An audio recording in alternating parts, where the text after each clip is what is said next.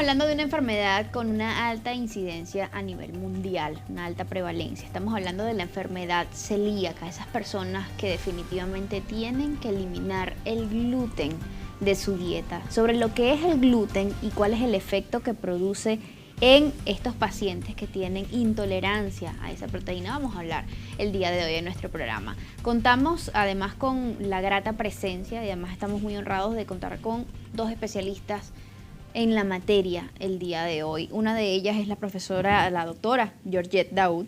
Ella es especialista en nutrición y gastroenterología pediátrica, además es la fundadora de la unidad de gastroenterología del Hospital Pérez Carreño, presidenta del Comité de Celíacos de la Sociedad Venezolana de Pediatría. Buenos días, doctora, bienvenida. Un honor contar con usted. También la acompaña el doctor Saturnino Fernández. Él es internista, médico internista, gastroenterólogo y hepatólogo, doctor en ciencias médicas, profesor de la asociación de la UCLA, la UCB, no sé por qué yo me voy a Barquisimeto cuando hablo de medicina a veces, y jefe de la cátedra y servicios de gastroenterología del Hospital Clínico de Caracas, también universitario de Caracas y de la UCB.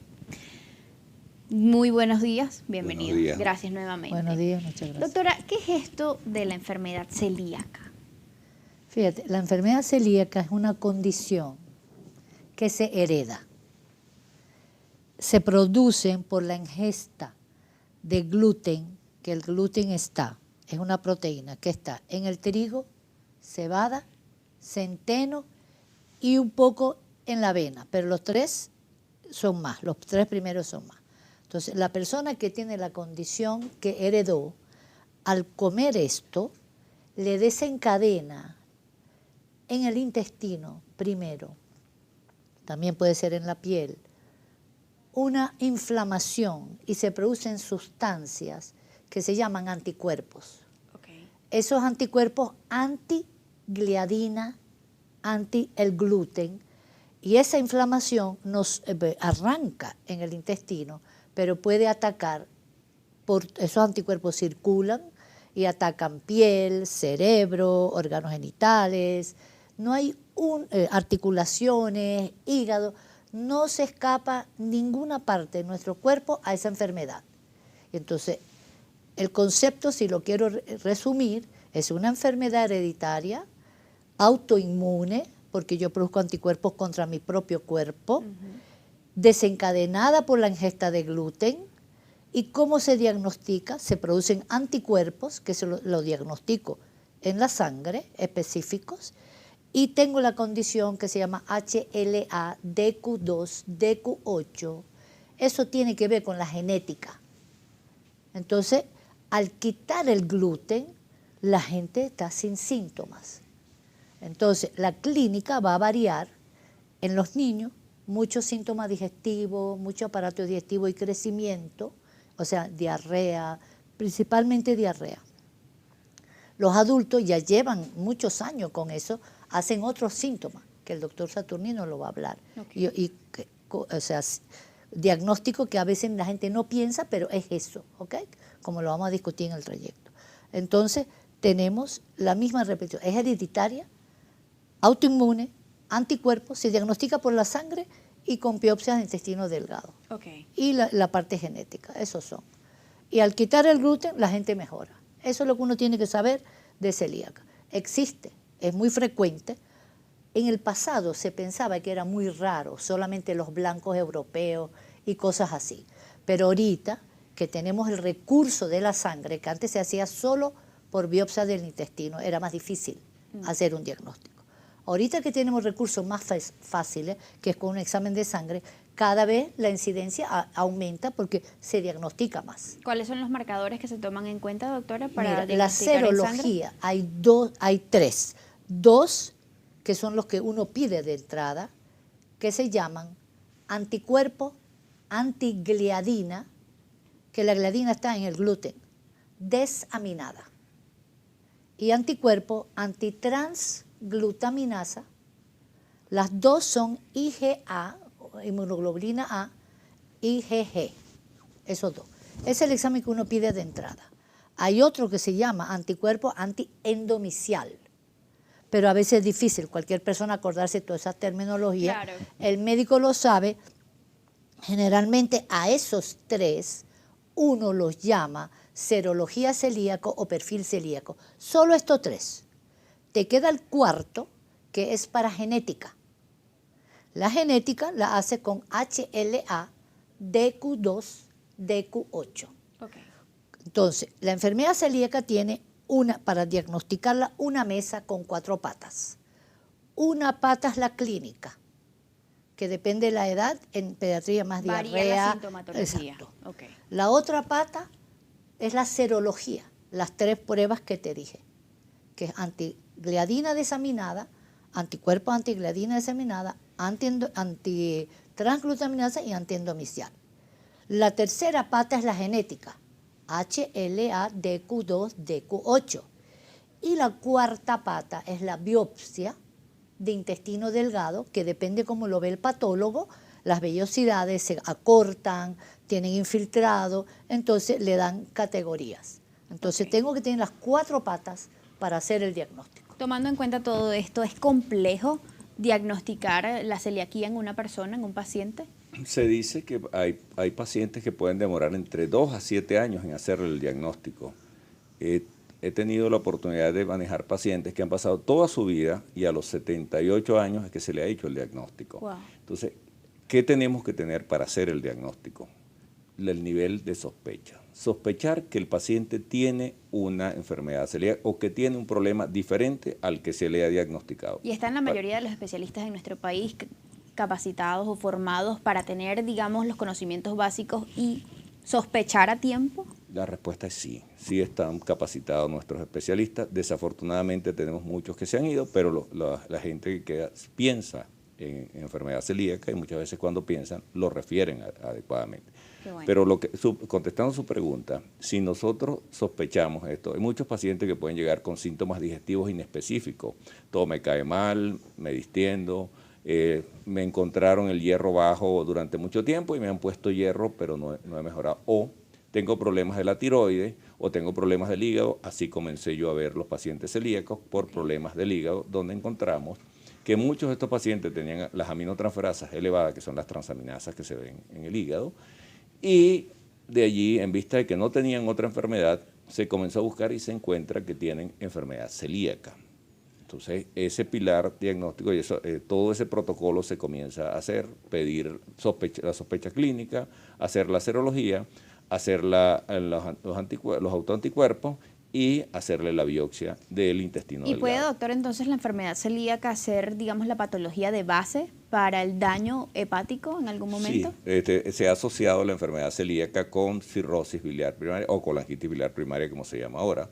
Okay. Puede ser colangitis esclerosante y con algunas otras hepatopatías crónicas que pueden tener los pacientes. Entonces, de repente tenemos un paciente que viene con las aminotransferasas elevadas durante mucho tiempo y nos consulta, y si no pensamos en la enfermedad, pues la podemos dejar de lado o probablemente no la asociemos con que tenga otro síntoma. Pero si sospechamos, pedimos los autoanticuerpos y podemos tener el diagnóstico adecuado en ese paciente. Doctora, una duda frecuente también entre las personas. ¿Es lo mismo intolerancia al gluten que sensibilidad al gluten? Fíjate, hay 3 condiciones que el ser humano, el gluten le hace daño, ¿ok? La condición celíaca, ya dijimos, es autoinmune, hereditaria, me faltó decir de por vida. ¿Okay? Es crónica. La tienes toda tu vida, no se te va a quitar. ¿Okay? Entonces, esa es la enfermedad celíaca, que es la que más se ha estudiado y hay más recursos para hacerla. La segunda condición se ve más en pediatría, que es alergia al trigo. El trigo tiene gliadina, tiene gluten, pero también lo tiene la cebada, el centeno. El que es alérgico al trigo puede comer avena, puede comer cebada y centeno. Y no le va a hacer daño. No le va a hacer nada. Es como decir alergia al camarón, pero puedo comer otra cosa. Entonces, la alergia al trigo se ve más en niños pequeños, menores de 5 años, y se va en el tiempo. Pero, o sea, tiene problema con el gluten porque el trigo tiene gluten. La tercera condición es más del terreno del doctor que ve adulto. Se ve en mujeres principalmente mayores de 30 años, se ve también en hombres. Me faltó decir que la enfermedad celíaca se ve más en mujeres que en hombres. 3 contra 1, ¿ok? Alergia no tiene diferencia de sexo. La intolerancia al gluten se ve más en el sexo femenino que en el masculino. Y se ve en personas ya de edad, después de los 30. ¿Qué tienen esa gente? Es una condición muy nueva que se ha documentado. Son personas adultas que consultan porque tienen síntomas, gases, incomodidad, y ellas mismas se dan cuenta que dejé de comer el pan, dejé de comer las cosas, la pasta, las cosas que tienen gluten, me mejoré. Les vuelvo a comer y empeoro. Entonces la mayoría de la gente se lo quita sin indicación médica y a veces consultan. Entonces esa tercera condición es la que se llama sensibilidad al gluten no celíaca. Es el apellido que se le da. Ahora, los 3, celíaco, enfermedad, alergia al trigo, y esta condición que es sensibilidad al gluten no celíaca, ninguno tolera el gluten, ¿ok? Este es el trigo nada más. Entonces, esta condición no la debo confundir con esto, y el diagnóstico lo tiene que hacer el especialista, ¿ok? Porque si tengo la primera condición que es celíaca, y yo pienso que al quitarlo me lo vuelvo a tomar, el que es celíaco y come gluten, a la larga tiene mayor incidencia de enfermedades malignas, de problemas autoinmunes, hasta de daño cerebral. Es decir, que en las primeras de cambio la persona no puede saber, no hay manera que sepa si es sensible o es intolerante.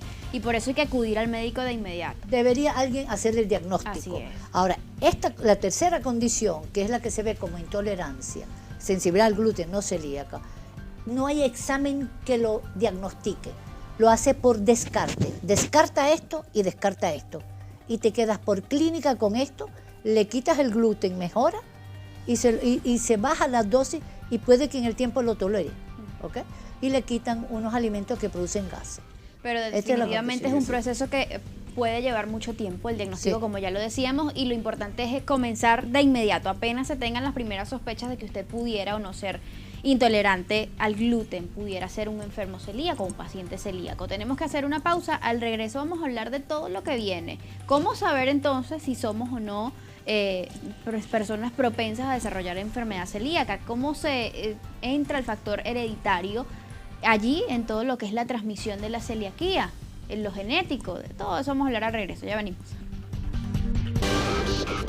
Continuamos en Soluciones. ¿Habrá usted ya escuchado que las mujeres tienen 3 veces más probabilidades que los hombres de desarrollar la enfermedad celíaca y que las personas mayores de 30 años, digamos, es el grupo de la población donde ya ha sido pues mayormente diagnosticada esta enfermedad? Una enfermedad que estas personas mayores de 30 años pudieron comenzar a manifestar desde pequeños, pero que no se llegó al diagnóstico sino hasta pasados los 30, o en el caso del paciente del doctor a los 78 años. Así es. Fíjese, la condición debe sospecharse y muchas veces nos consulta el paciente porque tiene trastornos digestivos. Es básicamente su problema, tiene dispepsia, es decir, todo me cae mal, me distiendo, me lleno de gases. Y al inicio el paciente puede no asociarlo con ninguna cosa en especial. Le preguntas, ¿comes pizza? ¿Comes pastelitos? ¿Comes harinas? Bueno, sí, a veces no, pero cuando no como eso también me da. Y entonces ahí entra en juego otra serie de factores. Okay. Nuestra cultura ha hecho que la harina de trigo entre muchísimo en nuestra vida diaria, en nuestra cocina, en todo esto. Y resulta que al estar con contaminación cruzada, el paciente puede consumir eso y producirle los problemas. ¿Qué significa eso de contaminación cruzada? Es que el alimento per se, por ejemplo el maíz, no tiene gluten, pero lo envasan en el mismo sitio donde han envasado que tengan algo que tenga gluten, y esto se contamina y, por supuesto, reproduce los síntomas que tiene el paciente en este momento. Entonces puede decir, no, todo me cae mal, todo me cae mal.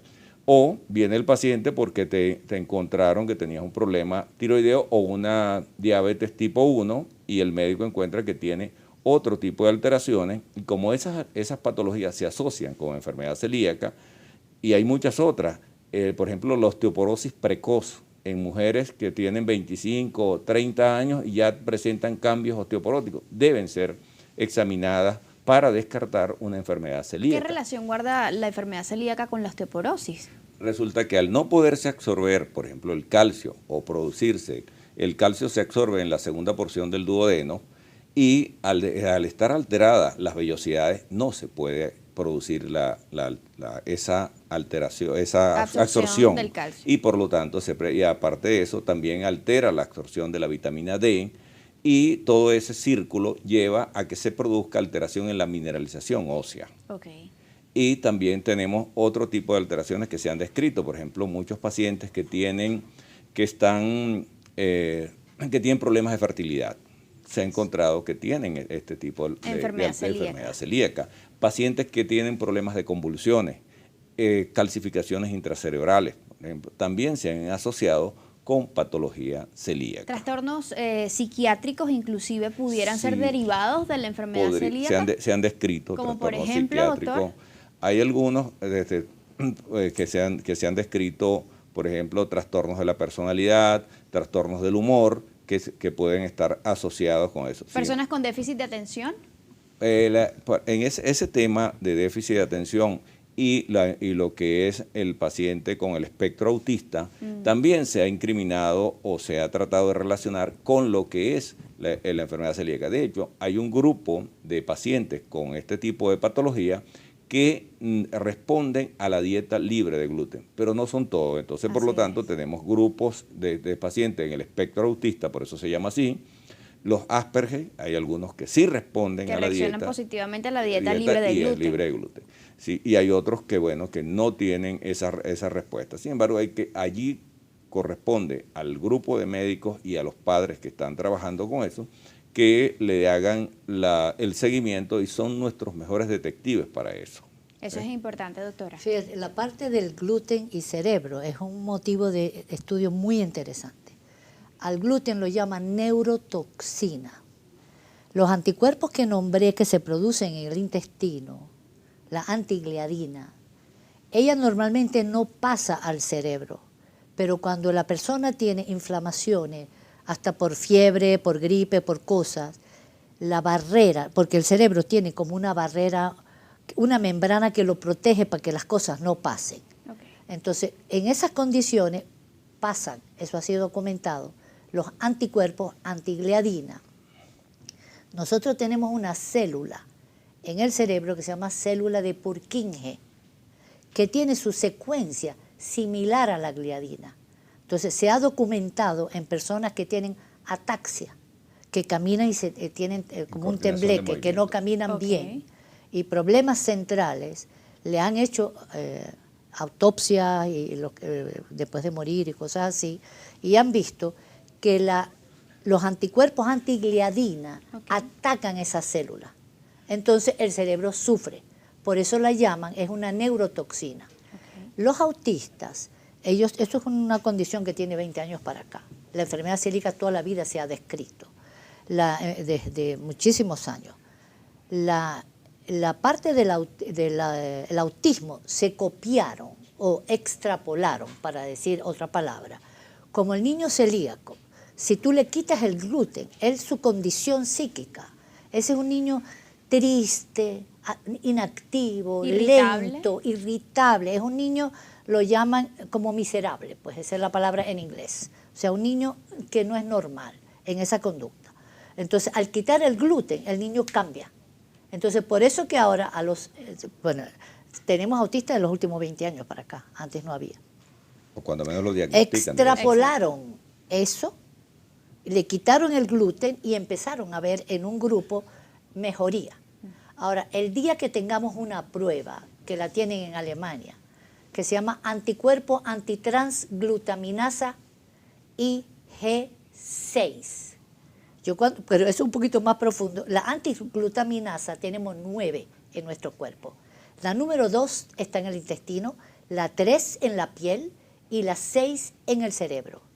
Hay estudios en Alemania que están haciendo anticuerpos con eso, y la gente con ataxia cerebrosa, con problemas mentales severos, con esquizofrenia, lo han relacionado, y esas personas le quitan el gluten y mejoran, pero tienen esa prueba positiva. El día que esa prueba se popularice, A toda persona que tenga un problema central se le debe hacer esa prueba. Y si la tiene positivo, elimina el gluten. Ahora hay una pregunta que la gente se pregunta, ¿y por qué tanto con el gluten? El trigo el pan que comió Jesucristo es diferente al pan que comemos ahora, ¿ok? Descubrieron en Turquía, en una cueva, en un sitio, desde la época 15.000 años atrás, consiguieron, cuando el hombre empezó a ser agricultor, consiguieron unos granos de trigo, de lo que cosechaban los agricultores. Y el trigo lo estudiaron, se llama acorn, que es el viejito. Bueno, ese no tiene gluten.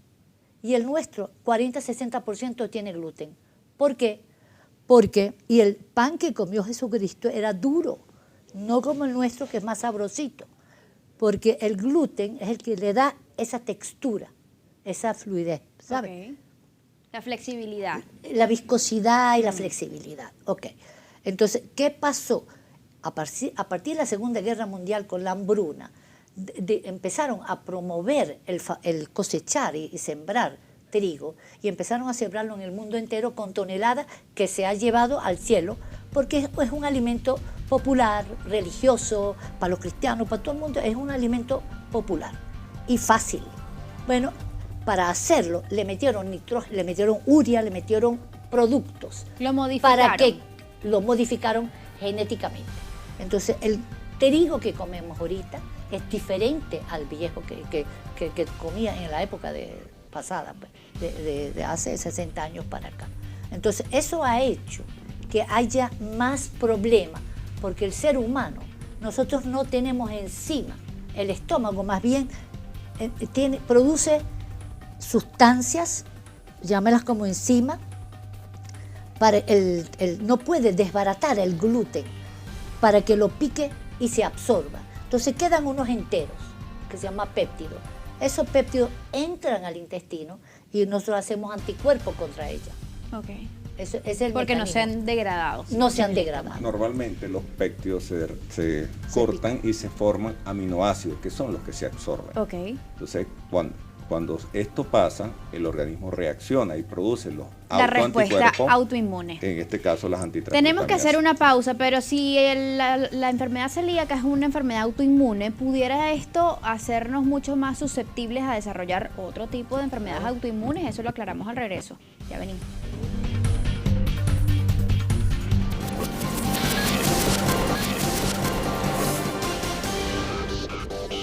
Si usted es celíaco, o si está sospechando de que padece enfermedad celíaca, tiene que tener muy claro que es una enfermedad que va a padecer de por vida, que cada vez que usted se exponga al gluten va a comenzar a presentar todos los síntomas que afectan seriamente su calidad de vida. Por tanto, la dieta libre de gluten es el mejor tratamiento para los celíacos. Pero es además una enfermedad autoinmune que entiendo, doctor, que predispone a la persona a desarrollar otro tipo de enfermedades autoinmunes, como por ejemplo. Bueno, dentro de ellas está el lupus eritematoso sistémico, una enfermedad que es autoinmune, en la cual puede afectar toda la economía, desde el cerebro hasta la piel. Tenemos otras enfermedades como la colangitis biliar primaria, que es una enfermedad propia del hígado, en el cual hay autoanticuerpos en las mitocondrias del hígado y produce esta enfermedad que es autoinmune, o la otra colangitis biliar primaria, que también produce es una enfermedad también autoinmune. Okay. Es decir, tenemos entonces que él puede ser el disparador para estas enfermedades. También se ha encontrado que pacientes que tienen diabetes mellitus tipo 1, que es la que generalmente le da a los niños, está asociada con bastante frecuencia a la enfermedad celíaca. Las tiroiditis autoinmunes también se han asociado con enfermedad celíaca y se dice que muchos de los que tienen tiroiditis autoinmunes tienen 4 veces más posibilidades de tener enfermedad celíaca. Ok, es decir, que tanto diabetes mellitus tipo 1 como la tiroiditis autoinmune pueden preceder la enfermedad celíaca. O pueden haber sido disparadas por ella o desarrolladas. Es decir, pueden ser causa o consecuencia. Generalmente se asocian con ese tipo de enfermedades. Muchas veces se buscan. Por ejemplo, nosotros buscamos a un paciente que tenga una cirrosis por una colangitis biliar primaria, sí tiene esta enfermedad. Y a veces lo conseguimos en ella. También se ha encontrado, muchas veces tenemos pacientes, sobre todo los reumatólogos que tienen pacientes con lupus eritematoso sistémico, y te lo envían porque hay cosas dentro de ellos que no le termina de cuadrar con el paciente, y encontramos que tienen una enfermedad celíaca. Importante. Doctora, ¿qué vulnerabilidad tiene un celíaco a desarrollar cáncer en el tracto gastrointestinal? Quería agregar una cosita. Adelante. La diabetes tipo 1 que se desencadena en la edad pediátrica, hay estadísticas claras, el 10% de esos niños son celíacos. Tú le quitas el gluten y mejoran. O sea, todo niño diagnosticado con diabetes tipo 1, que es la mala, pues que la mala entre comillas, que es la más seria, hay que inyectarlo. Y La el más control agresiva. Sí, es agresiva. Entonces, ese niño tiene que descartar la enfermedad celíaca. Generalmente los endocrinos lo piden. Okay. Ahora, en cáncer le toca más al doctor.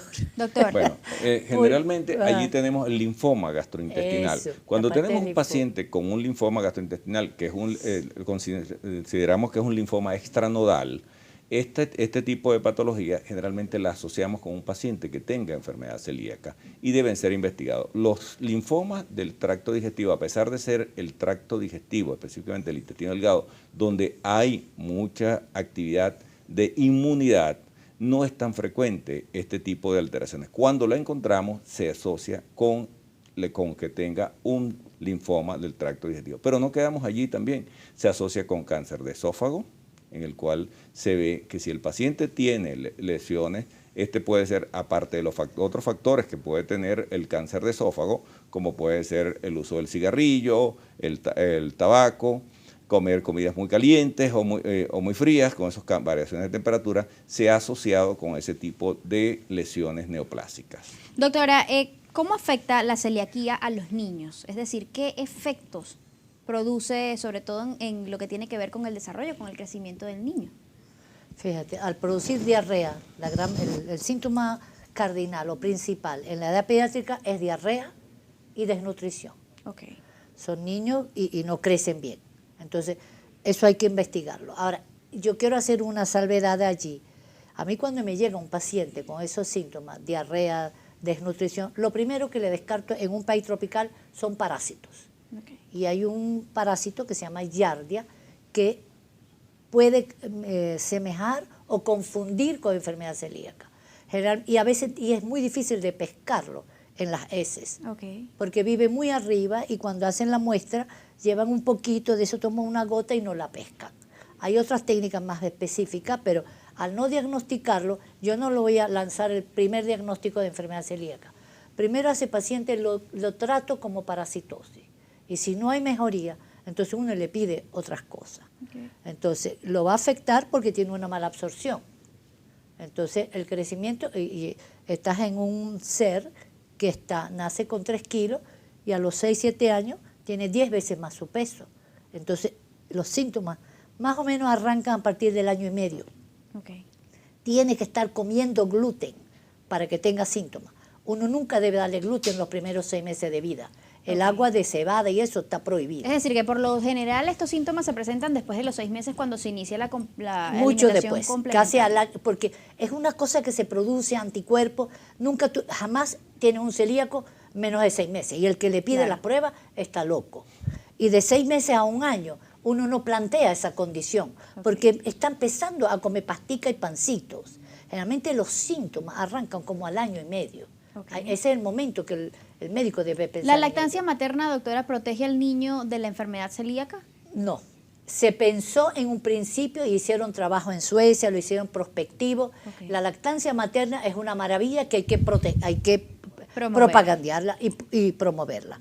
Pero con la enfermedad se pensó que incluso la vacuna rotavirus iba a disminuir. No. La lactancia materna no. Si tú tienes la condición celíaca, tienes la herencia, el hecho de tomar pecho no te va a quitar el problema. Ok. Pero significa que quizás el niño pueda... Está mejor alimentado, está mejor cuidado, tiene... Así es. Es decir, que quizás la exposición de la madre a altos niveles o cantidades de gluten mientras está amamantando tampoco es que va a ayudar a sensibilizar al niño. Para nada eso. No. Eso también hay que dejarlo claro. Una persona puede desarrollar la sintomatología de la enfermedad celíaca, inclusive en la adolescencia, en la adultez. Sí, Es perfectamente. decir, no es algo que se va a manifestar desde el inicio de su vida, así sea celíaco, así tenga la condición genética. A veces te llega, sobre todo las damas jóvenes, entre 20 y 30 años, me dicen, pero si yo podía comer pizza, podía comer todo lo que era Y no me pasaba pastelito y nada. no pasaba nada. Pero si tiene la predisposición genética, el disparador existe, ese disparador inmunológico que cuando consume el gluten hace que se produzcan esos autoanticuerpos y te descargan y te producen esa serie de alteraciones, que puede ir desde una afectación de la piel, por ejemplo, una dermatitis herpetiforme, que son vesículas que le salen en la piel, y el dermatólogo sabe que dermatitis herpetiforme puede estar en 70% asociado con enfermedad celíaca, y que enfermedad celíaca diagnosticada puede en un 10% darnos dermatitis herpetiforme. Es decir, que en el adulto no siempre los síntomas se presentan a nivel gastrointestinal. No, es una enfermedad que puede afectar, como le dije, desde el sistema nervioso central, en el cerebro, el tracto gastrointestinal, cualquiera de sus partes, con sus glándulas anexas inclusive. Puede afectar, por ejemplo, como le dije, muchas partes del intestino delgado, y tener esa afectación, al tener esa afectación, eso puede también llevar a otro tipo de alteraciones, como por ejemplo pueden tener déficit de vitamina B12, de ácido fólico, pueden tener déficit de vitamina D y pueden tener alteraciones tiroideas en el paciente. Infecciones intestinales, el embarazo, doctor, ¿pudieran o no ser detonantes o desencadenantes de la clínica de la enfermedad celíaca? Vamos a hablar de eso al regreso de esta pausa, ya en la última parte del programa. Ya venimos.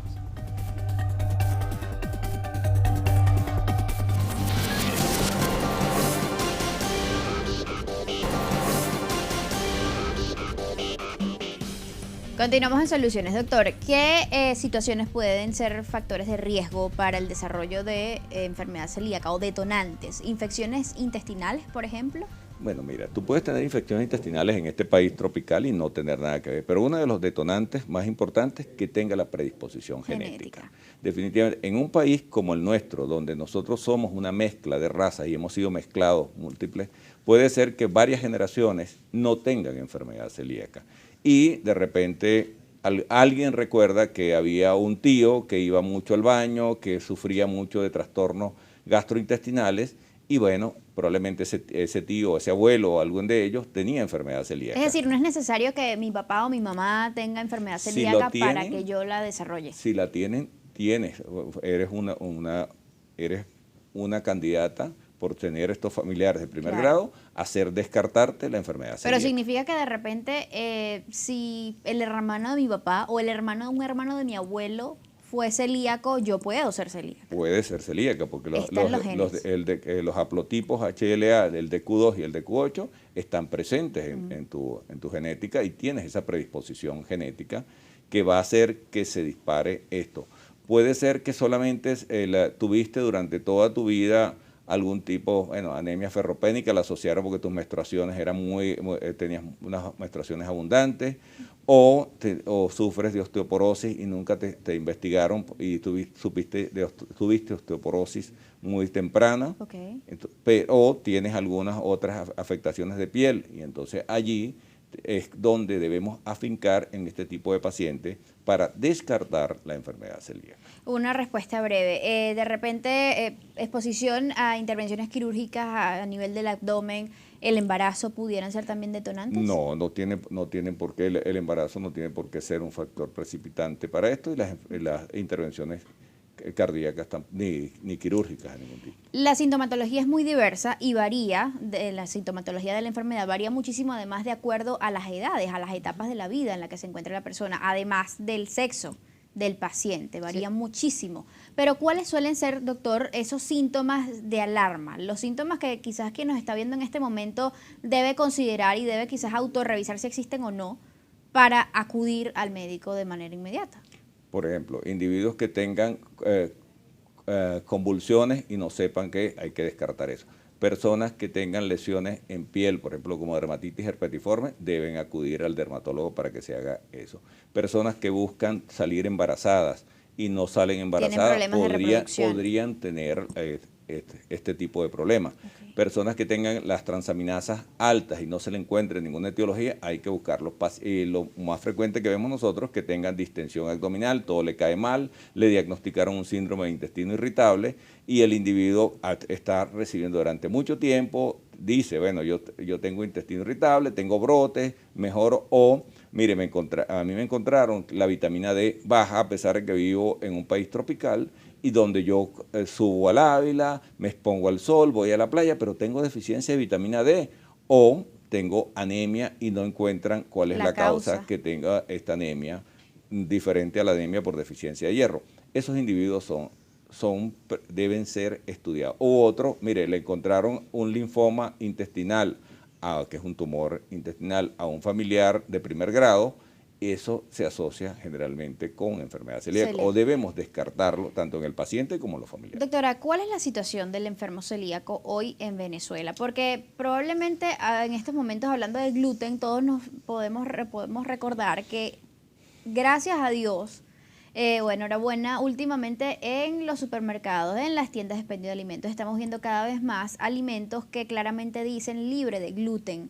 Pero quizás todo esto no es suficiente para el enfermo celíaco en nuestro país. ¿Qué pasa con el apoyo también del Estado hacia estos pacientes? Fíjate, aquí tenemos el problema, las 4 patas que dijimos. La clínica, tenemos médicos que la diagnostican y la persona debe acudir. Okay.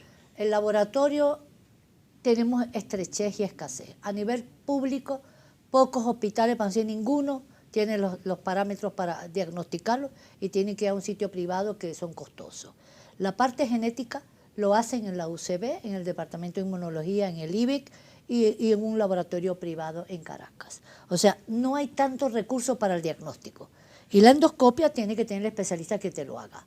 Ahora, una vez que te dicen que tienes el problema, tiene que ser bien los 4 patas de la mesa que hablamos. La clínica, laboratorio, serología, genética y anatomía patológica, la biopsia de intestino delgado. Yo tengo el diagnóstico, el tratamiento en dieta libre de gluten. El problema es, aprobaron afortunadamente, y tenemos que darle gracias a la Asamblea el año pasado, en pleno, votó y aprobó la ley que teníamos 5 años, más de años buscándola y se aprobó. Gracias a Dios que tenemos la ley de protección al paciente, donde hay laboratorio y todo, pero todavía no se ha implementado adecuadamente. ¿Cómo se implementa? Tener un sitio, el gobierno lo debe tener, el Instituto de Higiene está trabajando en eso, que tú puedes, si yo fabrico un producto, lleva mi producto o van al mercado y ven que ellos tienen que poner el sello de libre de gluten, porque poquitas cantidades me pueden dañar la salud. ¿Puede llevar la celiaquía a un paciente a la sala de emergencia? Sí, sí puede. Bueno, las complicaciones son muchas, ¿sí? Entonces, fíjate, si yo tengo que tener un sitio que chequee lo que yo como y le pongan un sello adecuado. Entonces, como todavía se duda de esto acá, porque la ley existe pero no está implementada 100%, entonces la gente compra cosas importadas que son inaccesibles. Tenemos artesanos venezolanos que están haciendo y la Fundación Celíaca, que es bueno que la gente puede entrar y la consulta. El correo es www.fundacioncelíacadevenezuela.com. Muchísima información de interés en la página de la fundación. Hay que agregar una parte con lo que dice la doctora. Puede existir la ley, pueden hacerla cumplir, pueden llevar el producto a que lo certifique higiene o quien determine el Estado, pero tiene que haber el seguimiento de eso, que es la parte, la implementación del seguimiento es lo más importante. Poder hacer la pesquisa de este producto al cual se vende libremente y que este ente regulador sea capaz de tomar una muestra al azar y determinar que verdaderamente tiene menos de 20 partes por millón de gluten, que sería lo aceptado. Okay. Y determinar esto sigue siendo apto. O si se encuentra, mire, tienen que revisar su protocolo porque ya esto tiene gluten, porque se contaminó. Estamos jugando con la salud de las personas. O poner una multa si no se cumple. Y la otra, pautas en el colegio, el niño que se diagnostica que la cafetería o la lonchera o lo que lo vayan a alimentar en los sitios de fiesta, restaurantes para celíacos, existen en todo el mundo. Porque es verdaderamente limitada, digamos, Claro. la amplitud o la libertad La que vida tiene el social enfermo celíaco, la vida social. se- Porque imagínese usted ir al cine y ni siquiera poder pedir unas cotufas, porque aunque es maíz, usted no sabe si eso estuvo en algún momento en exposición o en contacto con un poquitito de harina de trigo, con quién sabe qué otra cosa que pueda contener gluten. Así es. Es decir, es necesario también sensibilizar a la población, sobre todo a quienes trabajan en estos lugares de expendio de alimentos o de preparación de alimentos, porque quizás usted puede decir en un restaurante llevar su pasta libre de gluten y le dice al mesonero, por favor dígales que me preparen un plato con esta pasta, pero si el cocinero utiliza la misma olla donde hirvió No la sirve. pasta con trigo, con harina de trigo, esta se contamina, entonces no estamos haciendo Sí, nada. sí. Es importante eso. ¿Hay campañas de sensibilización efectivas en ese sentido en Venezuela hoy? No, sí hay. Lo lleva la Fundación Celíaca. Sí, hacen programas y generalmente citan a las familiares, a los pacientes celíacos y a población en general que pueda asistir y se dan charlas al respecto. En la Plaza Chacao, Ok. donde está la Hubo- biblioteca. Todos los fines de mes hay una reunión ahí, la ingeniero Mayra Poleo, que ella ha venido Que para la acá hemos varias tenido veces. acá, sí. Ella asiste allá con el grupo y ayudan y informan, y es gratuito.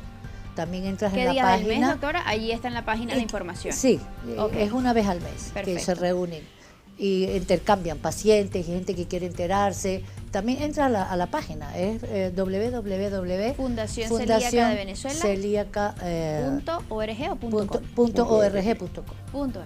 Bueno, muchísimas gracias. Celíacos Venezuela.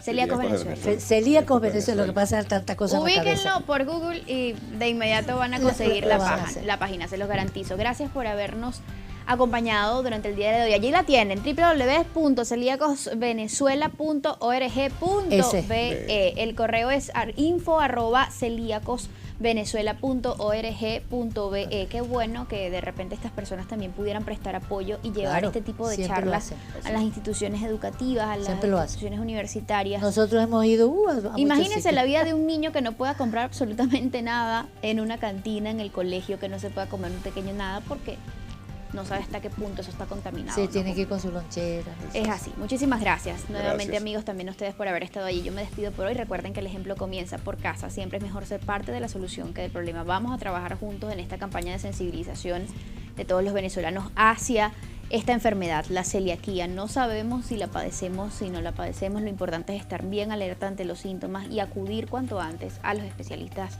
para hacer el descarte y llegar al diagnóstico. Hasta mañana.